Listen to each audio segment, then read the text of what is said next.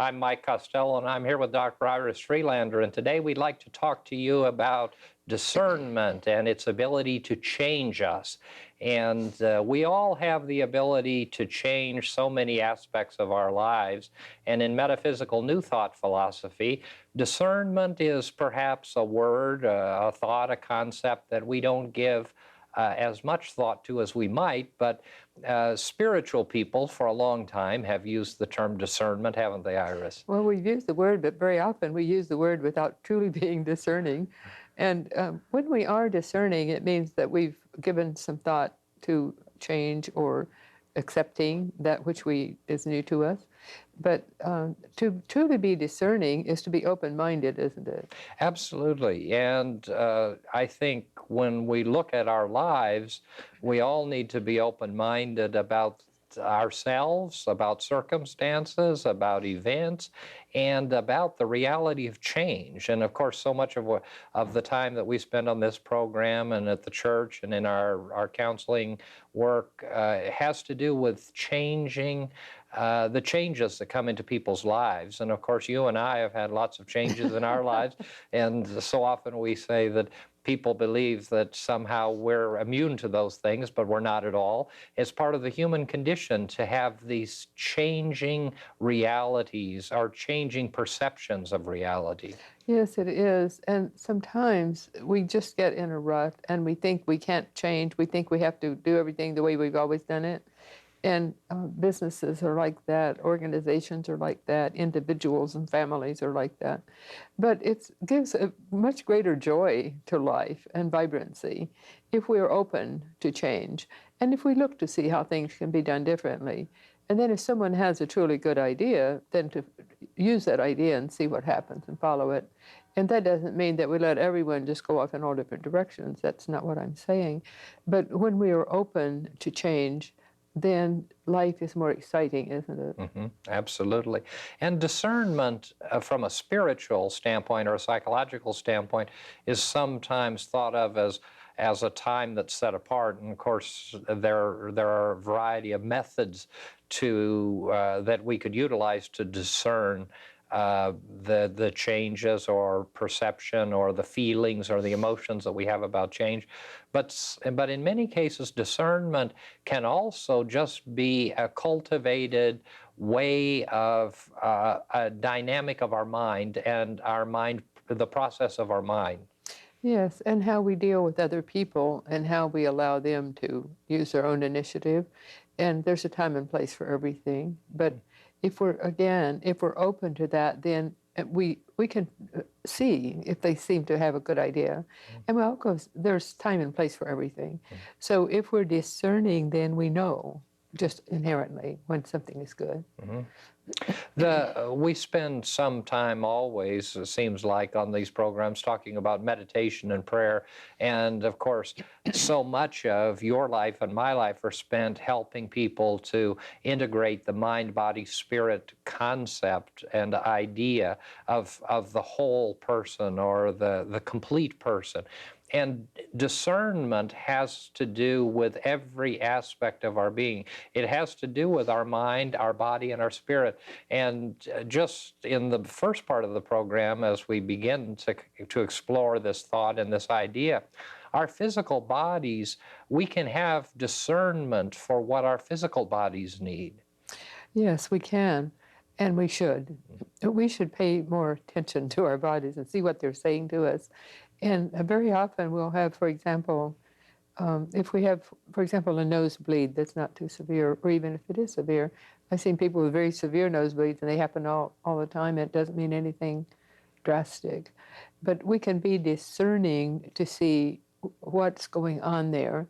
And we talk often, too, on this program about our conscious mind, our subconscious, and then our supra-consciousness. And so when we go into meditation, which you just mentioned, then as we go into meditation and as we go into a deeper discernment, then we're functioning from our higher faculties, not just with our conscious mind. And of course, we couldn't do that all the time. We have to use our conscious mind and to get around, to drive an automobile, to do all the many things that we do. But also we can make decisions with deeper discernment when we're functioning from our higher faculties. So it's so very important that we take time for meditation, that we take time for prayer, for quiet time, and just be still and know is so important in our lives. And that's a good reminder for us, just be still and know. And we can say that to ourselves. And I know a man whom I used to work with who, if he didn't want to hear someone whine or complain, he'd say, peace, be still. And it worked. I think it surprised everyone because he wasn't a particularly religious person. But as we have our way of discernment, then we know what we need to do, and it makes life far richer. Mhm. Discernment is really inner knowing, isn't it? Yes, Inner, it is. inner knowing, Yes. and operating from that higher level of consciousness and awareness. And we do believe, from a spiritual standpoint and from a psychological standpoint, very firmly that we can and should and we do connect with our higher self. And that higher self calls out of us that which we need for our greatest and our own great good. And I think that is something that many people probably haven't explored or thought of in their own lives. When many people talk about discernment, I think the word itself, because we don't use it so widely, especially in Western terminology, and a lot of theological, spiritual, and psychological groups don't use it as extensively as perhaps we do in the New Thought movement. But when we use words like discernment, people think that it's such a complex thing that someone has to teach us. But it really is a very simple process that anyone can get into the habit of. And should, because we're selling ourselves short if we don't. I was remembering once years ago when I was about 12 years old, and I was with my aunt who was a lot older than I, old enough to have been my mother. And one day she had a strange look on her face, and I said, "What are you thinking?" And she says, "Oh, many things." And I thought at the time, well, I didn't think, I wasn't bright enough to think, well, she's certainly not using discernment. But I thought, I wonder how she comes to any conclusion if she's thinking of many things. And that was actually functioning with discernment on my part, because we can't think of comprehensively. If we think of many things simultaneously, we have to be thinking of one thing and work through, if we're using discernment. Isn't that so? Absolutely. And I think that's an important dynamic of mind that our listeners and viewers need to understand about our teaching and our thought. And that is that the methods and the ideas that we share are very broad and universal and are not unique to us. They're not unique to our movement. They're nothing new. They're nothing that Mike and Iris have come up with. And so they do the ability to discern and to know and to connect with that is an inherent part of being human and spiritual and mental. Yes, and discernment, when we function in that way, discernment really can change us, can change our lives, can change our life circumstances. Because again, we're thinking in a one-pointed way, and we're thinking seriously about a specific subject. And we know many people who have power of concentration better than others. And when we see a person who has that power of concentration, then it's really enviable, because they're able then to function with greater discernment, because they're just putting their energies onto one thing at a time. That single focus is so very important. And the concept that you touched on a few moments ago, I think, is one that I don't want to get away from before we talk a little more about it. And that is that we do need to zero in, if you will, on the aspects of our lives that need attention. And so often when we talk to people and as we deal with the circumstances and situations of life, people are so overwhelmed because of their inability to focus on one problem at a time, one circumstance at a time, one challenge at a time, one situation at a time.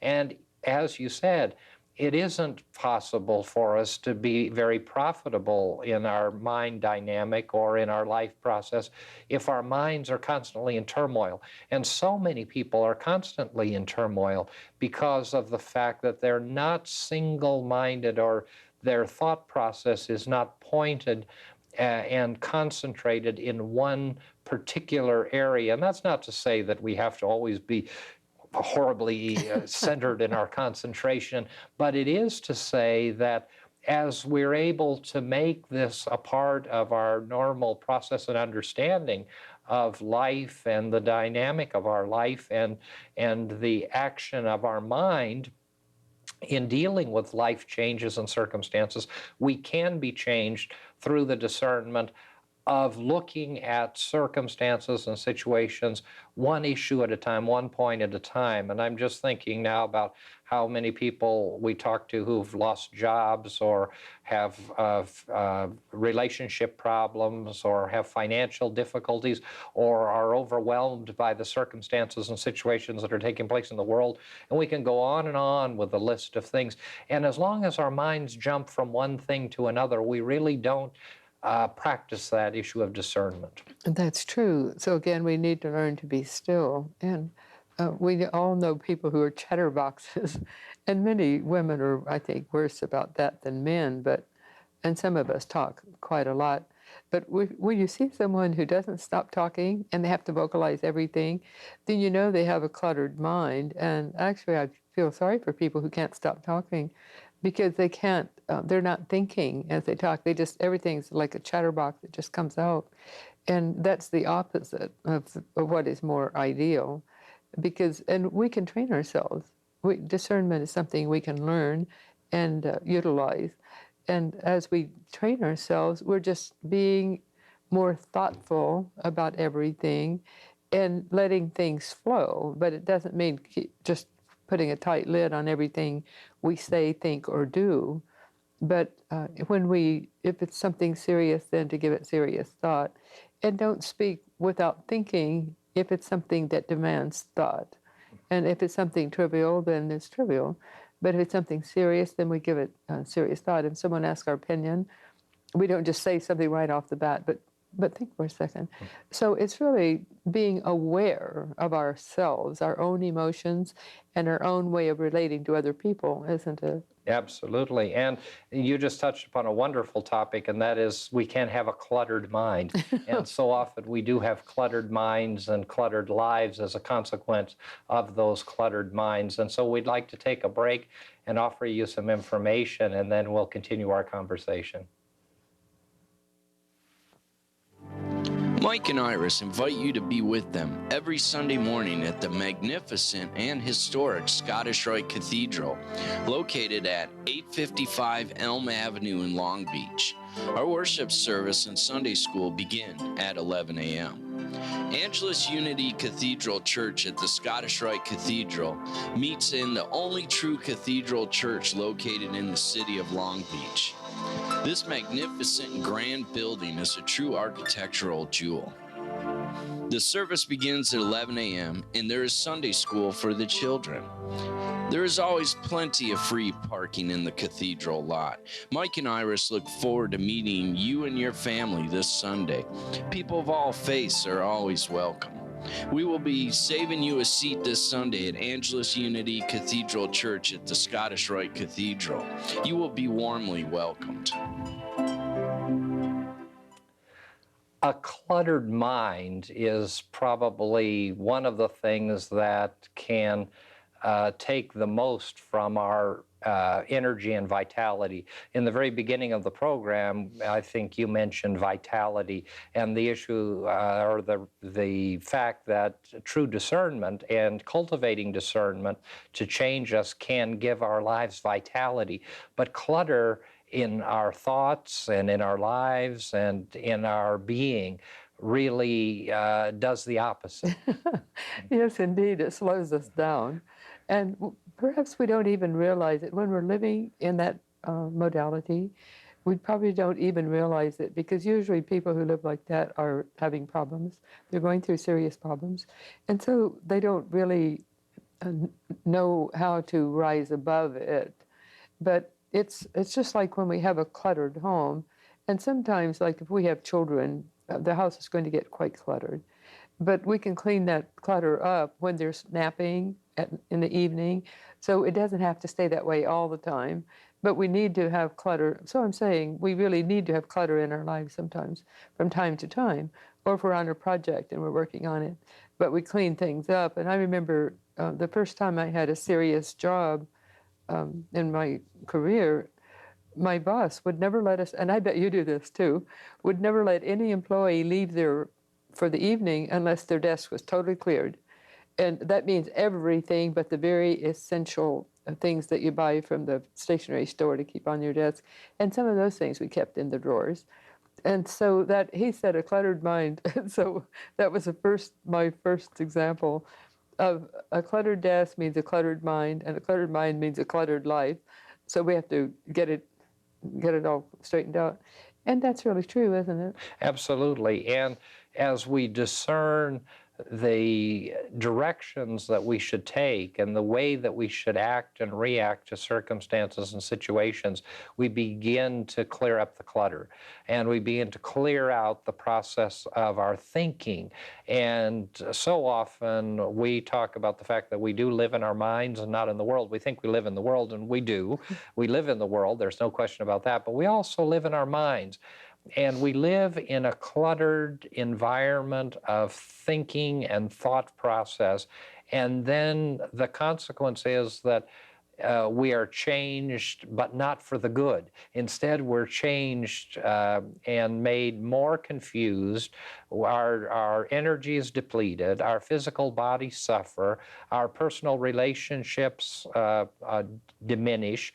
And also the people around us get a sense of our failings rather than our strengths. And I think that's true of everyone. We all have strengths, but it's so often that we see people and we say, oh, that person is so bright or so organized or so strong, but we're all the same, and we all can improve our lives. And that's what Confident Living, this program, and our ministry and our teaching and all of the work that we do is all about. And that is improving people's lives and empowering people to lead productive and wonderful lives, and to be changed, and to be able to discern how it is we need to be changed for the positive. Yes, and letting people see their options in every aspect of their lives. The psychologists are now saying that children, small children, should not be given a lot of toys simultaneously. Just give them a few things. And we know that that works. And so if it works with children, it works with adults, it works with everyone. And sometimes we just have a plethora of things around us, and we don't really realize how distracting they are until we clean the place up, until we clean things out. And then when we do, then we realize that was a detriment in our lives. And it's true in every aspect of our lives. So I would just say that we need to each think about from room to room, if it's our home, or office to office, if it's a business, or our own lives, and have our closets tidy, and we can start with one thing and then get it all cleared out. But the same is true with our minds. So we can start clearing our minds by first thing in the morning, having our prayer meditation time. And that doesn't mean it has to be a lot of time. You can have a brief prayer and a meditation in 3 minutes if that's all we have. But just a few minutes, it's just centering ourselves, isn't it? Absolutely. And before time gets away, and as the program begins to come to a close, we, I think, need to talk about the power and the grace that can be given to each of us through discernment and the use of meditation and prayer, because that centering reality is so tremendously important, especially in our busy lives. You mentioned children have, psychology tells us today, not to give our children too many toys. Well, as adults, I think we have too many toys. We all have too many toys. And those toys, it may be a car, it may be jobs, it may be commitments, it may be any number of things. It may be the things that we enjoy doing. And those things are all distractions, and they're good and they're healthy. But the fact is that we do need quiet time. We do need time set aside. And you and I, of course, always promote the concept and idea of a quiet time in the morning and a quiet time in the evening, and then, of course, during the day as well, if time permits, and especially if there are huge and tremendous demands that are met. But this quiet time is so important. Yes, it is. And it can be started with just a deep breath or two, and or 3 deep breaths would do it quite well. And then just to be silent. And as we center ourselves, then we're just going to Creator God. And we truly do pick up that divine energy, don't we? Mm-hmm. That is well put. Energy is divine. Yeah. It's a divine gift. It is a grace that can be accessed by any of us anytime, and we miss that because we fail to discern it in our changing lives. And so that goes to the very heart of what we're talking about in today's program, and that is that these times of discernment, of reflection, of meditation, of prayer, of silence and stillness can indeed change us in such a wonderful and magnificent way. And we can see that in ourselves. We can see it in our own lives. And we need to. We need to be appreciative of it. And it's just like we need to appreciate other people when wonderful things are done on our behalf. And we need to acknowledge those things and people and their goodness. But we also need to acknowledge our own and give ourselves a pat on the back when we straighten out our thinking. And be aware, and that's just being discerning, isn't it? Mm-hmm.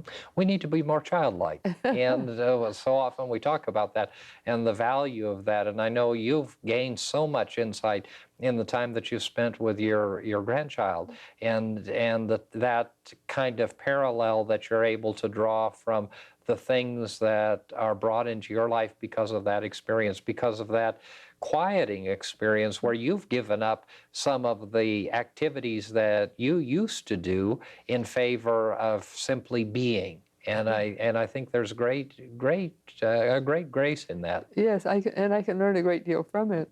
One day this week, I lost my favorite glasses that turn to sunglasses when I'm outside, and they're wonderful reading glasses. And I asked him to help me find them.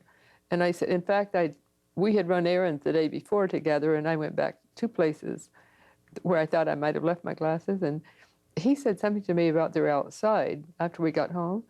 And I just didn't discern what he was saying. So then later, I was in the back part of the house and looked out, and there were my glasses on the firewall. And I said, Colton, here's my glasses on the firewall. He says, I told you to look outside, and he had. So in his discernment, he sensed that the glasses were outside, and that's a wonderful thing, and we can do that too. Mm-hmm. And one of the things that just struck me as you were telling a story was he said, look outside, look outside. And we need to look inside, but we also need to look outside. Yeah. Look at our lives, look at what's going on around us, how we're spending our time and our energy, and discern what it is that we need, mind, body, and soul, to be strengthened and empowered. And we do need certain things in order to have the vitality and the nutriments that we need, nutrition that we need to strengthen ourselves. That's right. And most of us probably don't realize how much energy is drained from us just by living in cluttered thoughts, cluttered surroundings, cluttered apparel that we don't know what we're going to wear next because we don't put it all the things together. So when we do live with discernment like that, then we're gaining energy immeasurably. And I would just challenge our listeners to look at their own lives and see how they're draining their energy just by not being discerning in what they do and say. and how they treat their environment within their home or office or wherever. Mhm.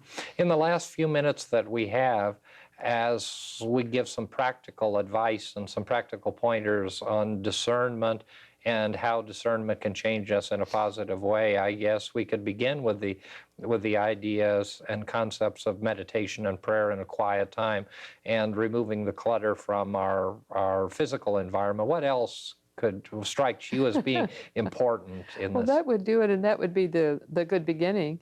And then to think of one thing at a time, to be one-pointed. And anytime we're thinking through a serious situation and come to good conclusions, if we look at it, if we look at each our own lives, we'll see that we are being one-pointed. And as we do, and our power of concentration is quite good.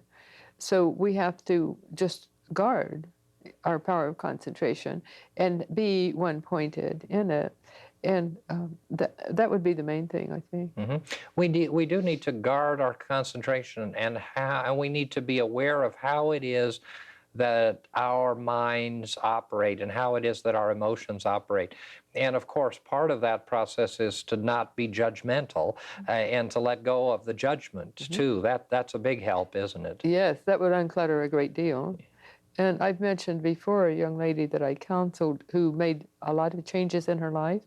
And one of her changes was that she told her husband, we have to get rid of a lot of these things that we've accumulated that we never use. And one was a huge and very expensive, like a Winnebago type trailer that they could travel in. Well, they never traveled in it. And they had a boat that they never used. And those were expensive items. They were not small items. They were not inexpensive items. They were like first class. And so, and they did. Together they decided whatever was extraneous that they were not using, they would get rid of it. They'd sell it and get things and get it out of there. And she said a month or two later, you have no idea how much easier my life is because I don't even have to think about those things. I don't have to think about using them, the maintenance, and so forth. So that's one good example of how one person changed her life in a very wonderful way. Mm-hmm. We can clean up our lives, clean up our environment, clean up our way of thinking, and transition ourselves in a very positive way by discernment and allowing discernment to change us for the positive and for the good. And we hope that the information that we've shared with you has been useful, and we look forward to seeing you next time.